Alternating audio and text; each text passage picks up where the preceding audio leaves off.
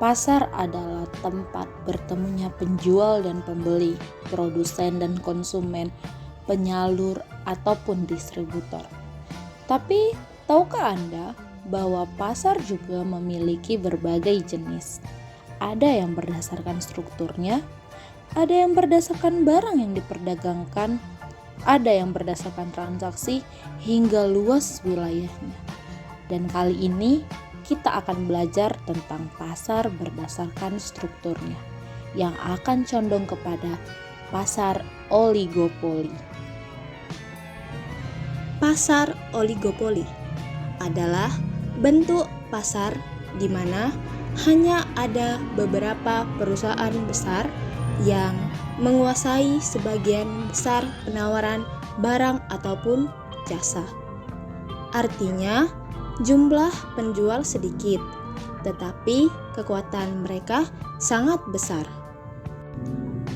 Beberapa karakteristik pasar oligopoli yaitu: pertama, hanya ada beberapa produsen besar. Kedua, produk bisa seragam atau berbeda merek. Ketiga, ada hambatan untuk masuk ke pasar tersebut. Dan yang terakhir yaitu sering terjadi persaingan non-harga. Halo teman-teman, sekarang saya akan menjelaskan apa aja sih kelebihan dan kekurangan dari pasar oligopoli ini. Yang pertama, kelebihan dari pasar oligopoli ini pastinya barangnya mudah ditemukan dan juga kualitasnya bagus, serta perusahaan kuat dalam inovasi. Sebaliknya, kekurangan dari pasar oligopoli ini yaitu harga yang cenderung lebih tinggi karena sedikitnya pesaing, serta sulitnya bagi perusahaan besar untuk masuk ke pasar. Makanya walau kita punya banyak pilihan-pilihan merek, sebenarnya seringkali harga itu mirip-mirip karena mereka saling mengamati strategi lawan atau pesaing lain. Nah teman-teman, sekarang saya akan membahas tentang dampak dari oligopoli ini bagi konsumen dan juga bagi ekonomi. Yang pertama, dampak oligopoli bagi konsumen sendiri itu mendapatkan dua dampak, yaitu ada kelebihan dan juga kelemahan. Kelebihannya bagi konsumen diuntungkan karena pasar oligopoli ini memberikan kualitas produk yang baik dan juga barang yang mudah ditemukan. Tetapi ada juga kelemahan yang didapatkan oleh konsumen seperti harga yang tidak selalu kompetitif. Selanjutnya, dampak oligopoli ini bagi perekonomian. Perekonomian mendapatkan dua dampak juga, seperti dampak positif dan dampak negatif. Dampak positifnya adalah pasar oligopoli ini mendorong inovasi dan investasi yang besar, tetapi memberikan kelemahan juga seperti adanya resiko monopoli atau pengaturan harga diam-diam. Sekarang kita akan bahas ciri-ciri dari pasar oligopoli.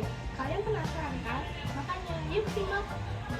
Yang pertama yaitu sedikit penjual tetapi banyak pembeli. Jadi di pasar oligopoli hanya ada beberapa perusahaan besar saja yang menguasai pasar. Contohnya di industri telekomunikasi di Indonesia hanya perusahaan besar seperti XL dan Telkomsel atau perusahaan-perusahaan telekomunikasi yang lainnya yang memiliki banyak pembeli. Kedua yaitu harga saling mempengaruhi. Contohnya jika perusahaan XL menurunkan harga paket datanya, maka perusahaan seperti Telkomsel dan juga Indosat akan ikut menurunkan harga paket datanya agar mereka tidak kehilangan pelanggan. Ketiga, adanya kerjasama dan juga persaingan ketat. Jadi maksudnya perusahaan pasti bersaing secara ketat dalam hal promosi dan juga kualitas. Tetapi mereka juga bekerjasama dalam menentukan harga untuk menjaga kestabilan harga. Contohnya BBM dan juga Pertamina dan keempat, adanya iklan dan promosi yang besar-besaran. Contohnya seperti dua brand besar mie instan yang ada di Indonesia seperti mie sedap dan juga Indomie. Nah, kedua brand ini sama-sama melakukan promosi besar-besaran dan juga menciptakan berbagai inovasi baru tentang rasa dari mie instan mereka, sehingga mereka bisa menarik perhatian pembeli. 5. Sulit untuk dimasuki pasar. Jadi jika ada perusahaan baru seperti brand mie instan baru yang akan masuk ke Indonesia, mereka akan sulit bersaing dengan brand-brand besar lainnya seperti mie sedap dan juga Indomie karena mereka tidak memiliki koneksi seluas dua brand tadi. Nah, tadi kita sudah mendengarkan tentang ciri-ciri oligopoli. Sekarang saya akan menjelaskan tentang jenis-jenis oligopoli. Yang teman-teman tahu kan oligopoli itu ada dua. Yang pertama oligopoli murni dan oligopoli terdiferensiasi. Oligopoli murni itu pasar yang terdiri dari beberapa perusahaan yang memproduksi atau menjual produk yang sama atau homogen. Kalau oligopoli terdiferensiasi itu pasar yang terdiri dari beberapa perusahaan yang memproduksi atau menjual produk yang serupa tapi dia berbeda fitur, berbeda rasa maupun berbeda merek. Dan stop dulu situ. Contoh dari pasar oligopoli murni dan oligopoli terdiferensiasi.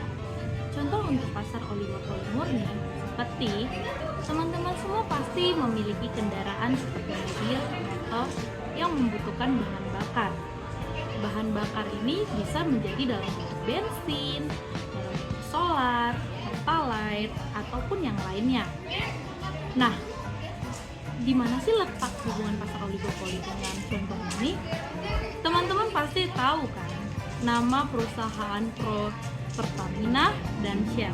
Mereka menjual satu barang yang sama tapi dengan jenis yang berbeda. Itulah yang dinamakan barang pasar oligopoli murni. Baiklah, mari kita masuk lagi ke pasar oligopoli terdiferensiasi.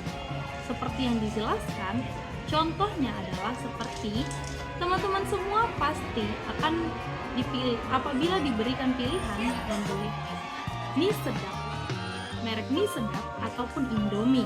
Dua pilihan ini menggunakan jenis yang sama, tapi dengan merek yang berbeda dan kualitas yang berbeda. Biasanya harga dari dua jenis produk ini hanya berbeda tipis, tapi konsumen akan berpengaruh karena memilih kualitas mana yang lebih bagus.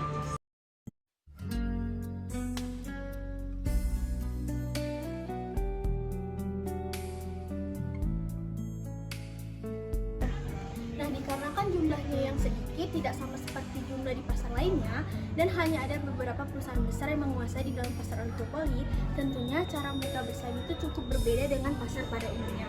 Nah, biasanya mereka tuh menggunakan strategi-strategi untuk melakukan persaingan.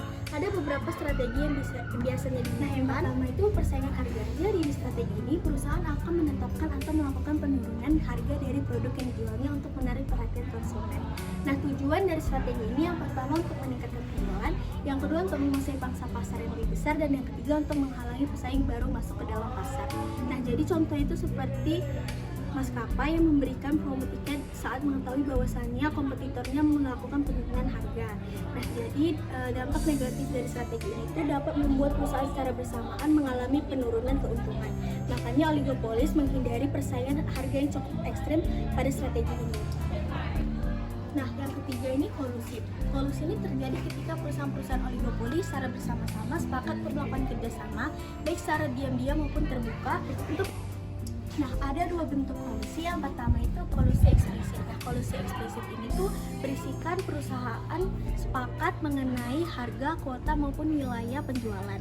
Nah, yang kedua tuh kolusi implisit. Nah, di kolusi implisit ini tuh tidak tertulis perjanjian perusahaan, melainkan mengikuti pimpinan pasar.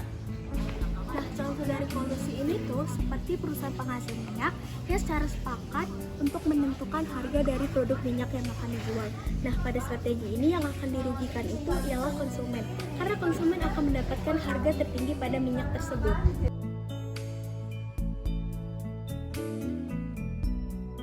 Seperti yang kita ketahui, pasar oligopoli adalah pasar yang hanya terdiri dari beberapa perusahaan besar yang menguasai sebagian pangsa pasar, di mana apabila salah satu perusahaan mengambil keputusan, maka dapat mempengaruhi perusahaan lainnya.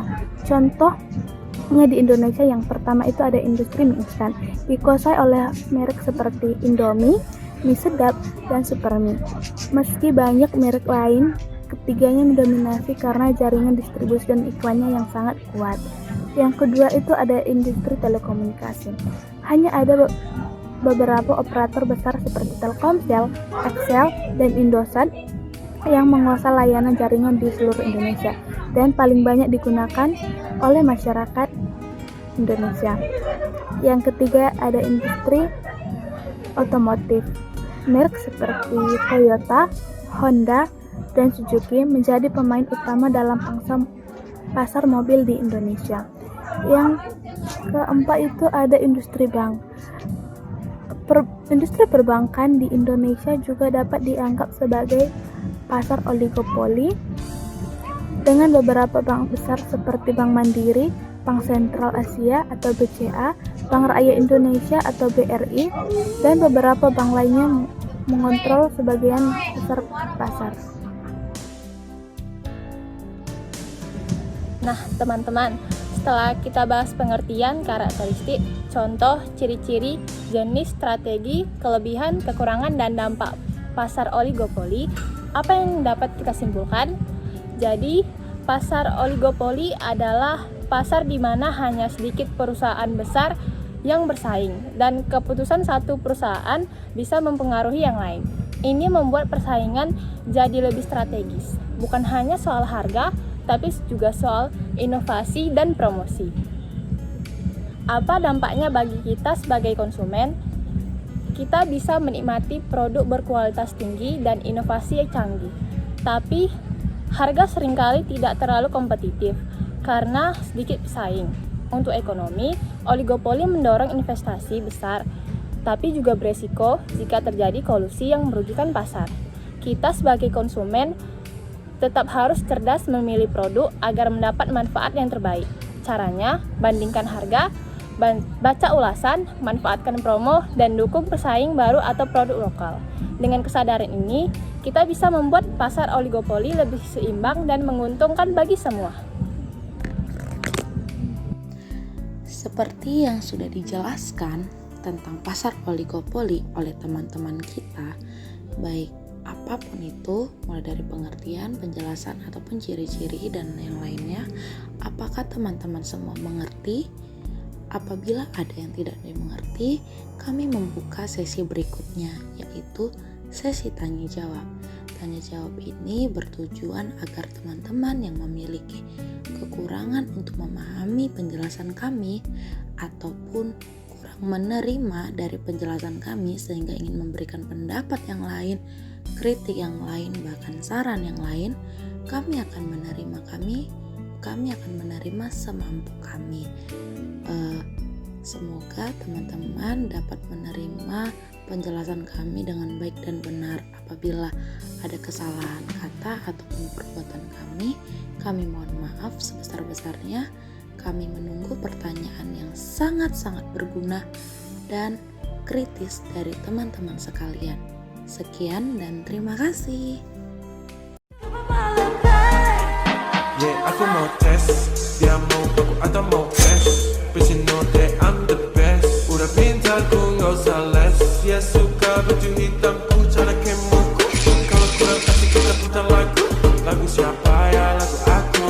Kalau duet ya sama kamu.